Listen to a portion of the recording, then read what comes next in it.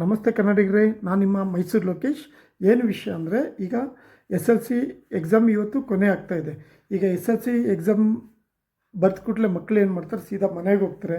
ಮನೆಗೆ ಹೋಗ್ಬಿಟ್ಟು ಇಷ್ಟು ವರ್ಷ ಓದಿರೋ ಬುಕ್ಕುಗಳಿಂದ ನನಗೇನು ಯೂಸ್ ಇಲ್ಲ, ನನ್ನ ಕತೆ ಮುಗೀತು, ಎಕ್ಸಾಮ್ ಬರೆದ್ಬಿಟ್ಟೆ, ಈಗೇನಿದ್ರು ಫಸ್ಟ್ ಪಿ ಯು ಸಿ ನೋಡ್ಕೋಬೇಕು, ಆ ಥರ ಮೈಂಡ್ ಇರುತ್ತೆ. ಅದಿರಲಿ, ಓಕೆ. ಆದರೆ ಇಷ್ಟು ಒಂದು ವರ್ಷ ನಮಗೆ ಓದೋಕ್ಕೆ ಪ್ರತಿಯೊಂದರೂ ನಮಗೆ ಸಾಥ್ ಕೊಟ್ಟ ಆ ಪುಸ್ತಕನ ದಯವಿಟ್ಟು ಯಾರು ಹಾಳು ಮಾಡೋಕ್ಕೆ ಹೋಗ್ಬಿಡಿ ಅಥವಾ ಸೇಲ್ ಮಾಡೋಕ್ಕೆ ಹೋಗ್ಬಿಡಿ.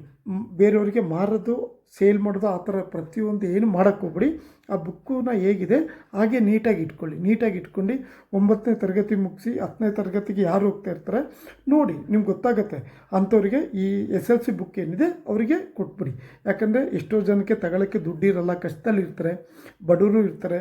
ತಗೊಳ್ಳೋರು ಇದ್ದರೆ ತಗೊಂಡ್ಬಿಡ್ತಾರೆ. ಆದರೆ ಕೆಲವರು ಬಡವರು ಅಷ್ಟು ಶಕ್ತಿ ಇರಲ್ಲ, ಅವರಿಗೆ ಇದು ಯೂಸ್ ಆಗುತ್ತೆ. ನಿಮ್ಮ ಕಷ್ಟದಲ್ಲಿ ಆದಂಥದ್ದು ನೆಕ್ಸ್ಟ್ ಆ ಮಕ್ಕಳಿಗೆ ಆಗ್ಬೋದು, ಆ ಮಕ್ಕಳು ಇನ್ನೊಬ್ರಿಗೆ ಮಾಡ್ಬೋದು.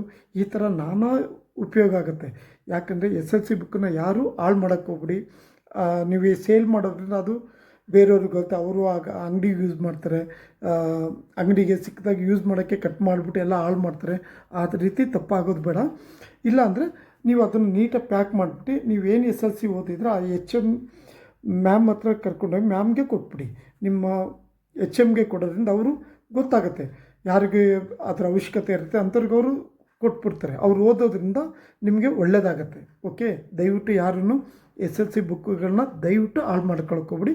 ಪ್ರತಿಯೊಬ್ಬರಿಗೂ ಎಷ್ಟು ನಾವು ಓದಿರೋ ಬುಕ್ಕು ಕೊಡೋಕ್ಕೆ ಸಾಧ್ಯನೋ ಅಷ್ಟು ಕೊಡಿ, ಹಾಳು ಮಾಡೋಕ್ಕಂತೂ ಹೋಗ್ಬೇಡಿ.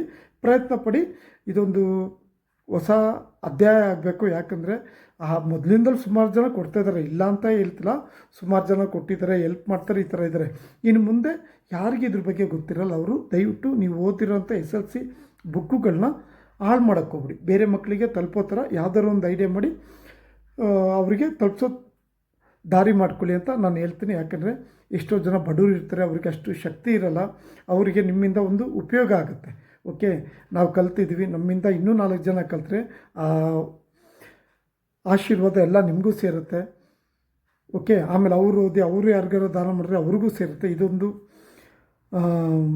ಕಾರ್ಯ ಮಾಡಬೇಕಂತ ನಮ್ಮ ಪ್ರೀತಿಯಿಂದ ಕಳಕಳಿಯಿಂದ ಕೇಳ್ತಾ ಇದ್ದೀನಿ. ಯಾವ ಮಕ್ಕಳು, ನಮ್ಮ ಕರ್ನಾಟಕದ ಯಾವ ಮಕ್ಕಳೇ ಇರಲಿ, ಗೌರ್ಮೆಂಟ್ ಮಕ್ಕಳಿರಲಿ ಅಥವಾ ಇಂಗ್ಲೀಷ್ ಓದಿರೋಂಥ ಎಸ್ ಎಲ್ ಸಿ ಬರ್ದಿರೋಂಥ ಮಕ್ಕಳಿರಲಿ, ಯಾರನ್ನೂ ಈ ಬುಕ್ಕನ್ನ ಹಾಳು ಮಾಡೋಕ್ಕೆ ಯೋಚನೆ ಮಾಡೋಕ್ಕೆ ಹೋಗ್ಬಿಡಿ.